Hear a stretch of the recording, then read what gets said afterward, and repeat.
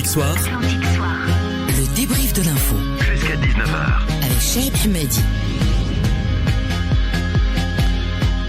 Merci de rester avec nous sur Atlantique Soir. La tradition est respectée. La page culture est à l'ordre du jour de ce vendredi, comme nous le faisons d'ailleurs tous les vendredis, avec un petit plus peut-être ce soir, à partir en tout cas d'aujourd'hui, celui de consacrer une sorte de chronique à des aspects qui poussent à la réflexion et au questionnement sur l'état du champ culturel et sur sa véritable place dans notre pays. Nous entrons en période de festivals culturels nationaux qui n'ont peut-être de nationaux que le nom, puisque une très large majorité du pays se présente de nos jours comme un désert culturel. Pour en parler, nous sommes avec Reda Lamrini, écrivain, auteur, romancier, observateur justement du champ culturel marocain. Reda Lamrini, bonsoir. Bonsoir, Chahib.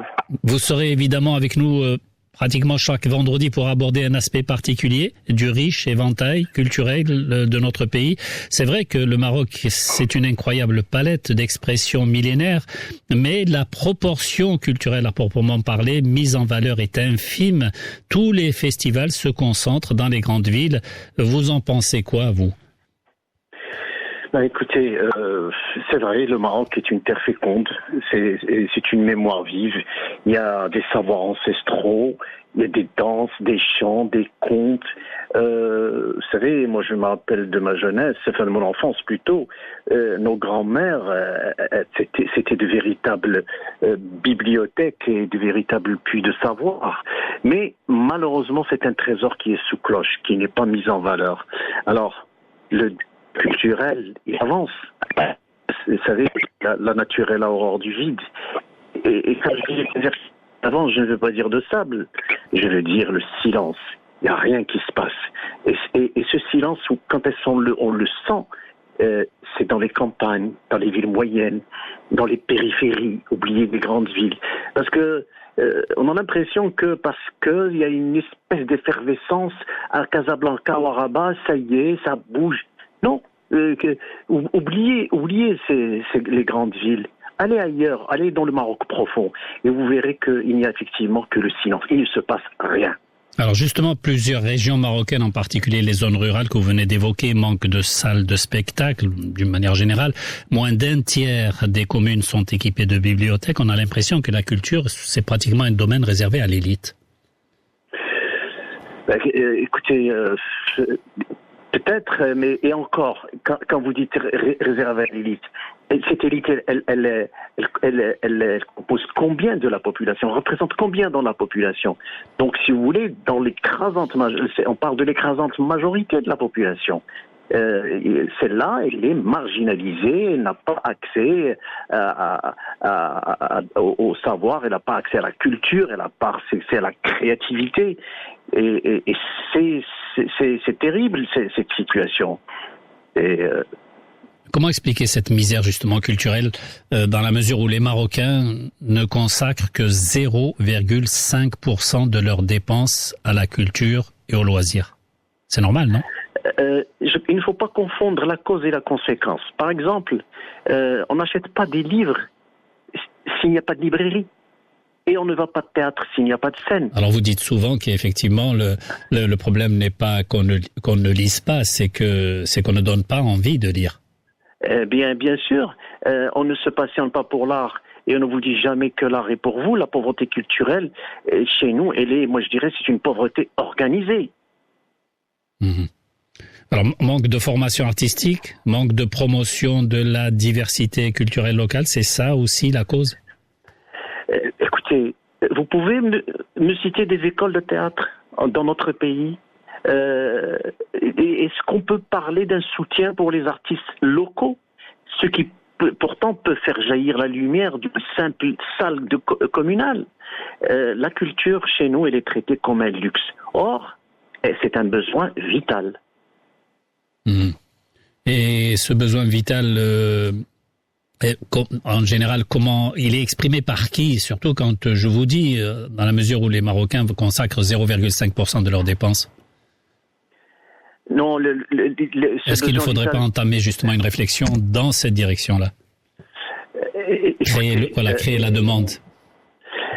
Mais là, vous êtes en train de me dire, en fait, c'est comme ça que je comprends votre question, finalement, à qui revient la responsabilité de déclencher la première étincelle?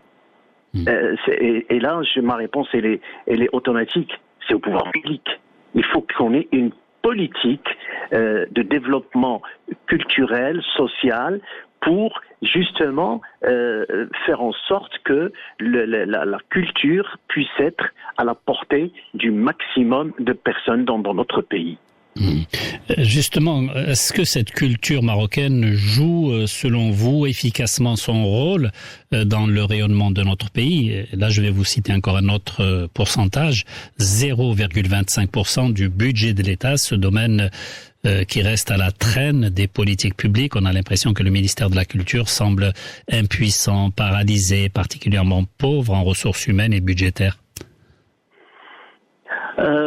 Écoutez, on a ce qu'on a.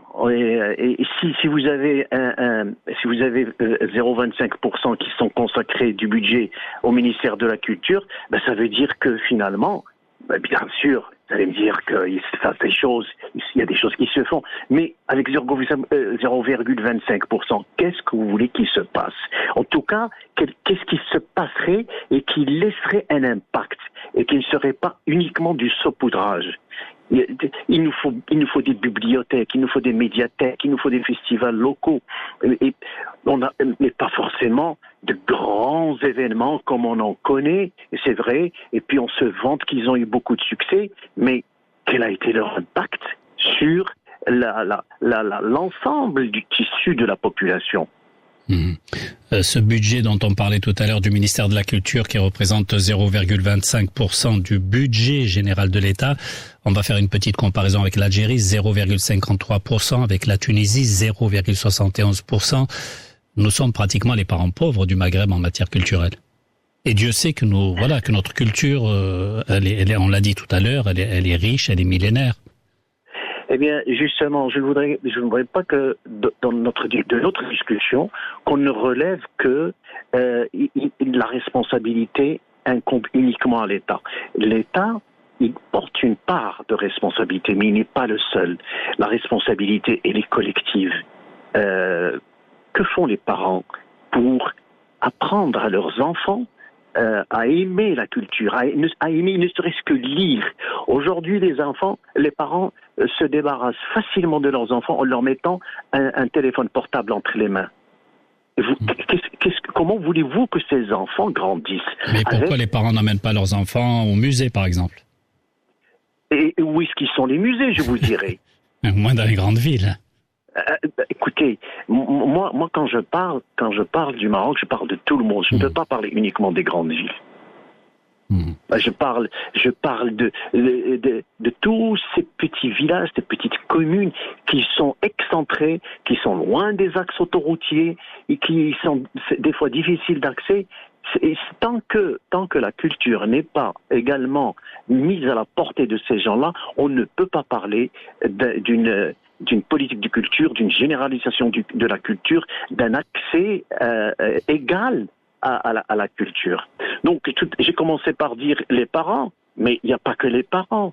Il y a l'État, les parents, les collectivités locales, la société civile. Bref, il y a, je pense, chez nous, une carence pour faire de la culture, pour reconnaître d'abord que la culture est un besoin vital et imaginer, concevoir, mettre en place un certain nombre d'actions, de manifestations qui permettraient à la culture d'infuser dans le tissu social. Tenez, je vous pose une question. Montrez-moi où est-ce qu'on organise des ateliers, par exemple, de lecture, des ateliers d'écriture. Et quand je vois certaines librairies à Casablanca organiser des rencontres de cette nature-là, je suis épaté. Mais je me dis que c'est une goutte d'eau dans un océan, dans un désert culturel. Oui, effectivement. Et puis, ce qui est extraordinaire, en fait, c'est que certaines régions du Maroc, même les plus éloignées, regorgent de culture locale.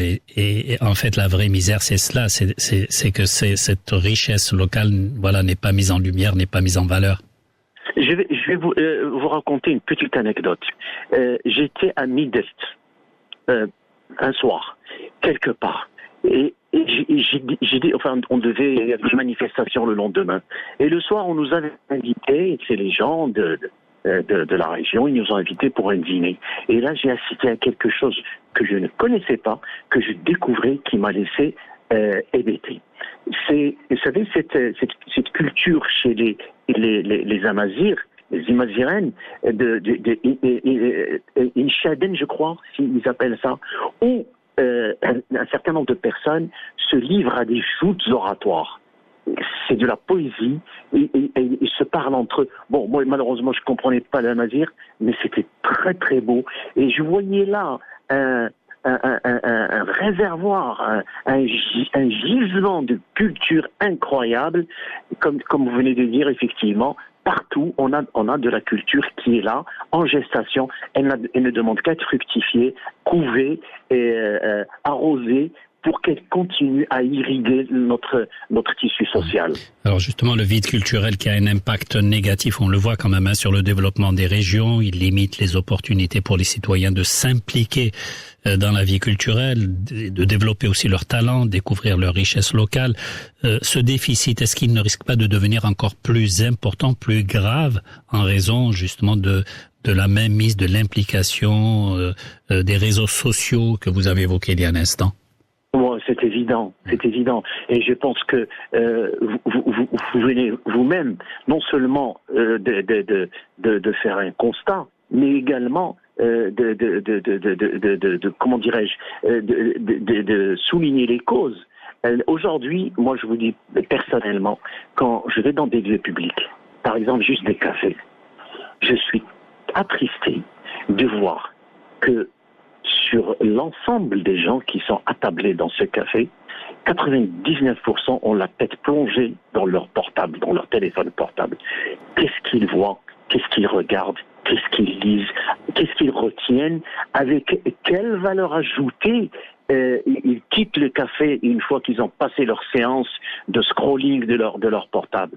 Et je suis malheureux parce que je vois que quand on sait ce qu'il y a dans les téléphones portables, les fake news, je me demande où est-ce que va notre population? Est-ce qu'on n'est pas en train de nous abrutir, mais à la vitesse grand V? Nous savons que le Maroc quand même connaît, malgré tout, depuis quelques années, une multiplication de festivals et de manifestations, tous consacrés au spectacle, aux arts du spectacle. Est-ce que c'est pour autant, c'est un signe de vitalité de la culture?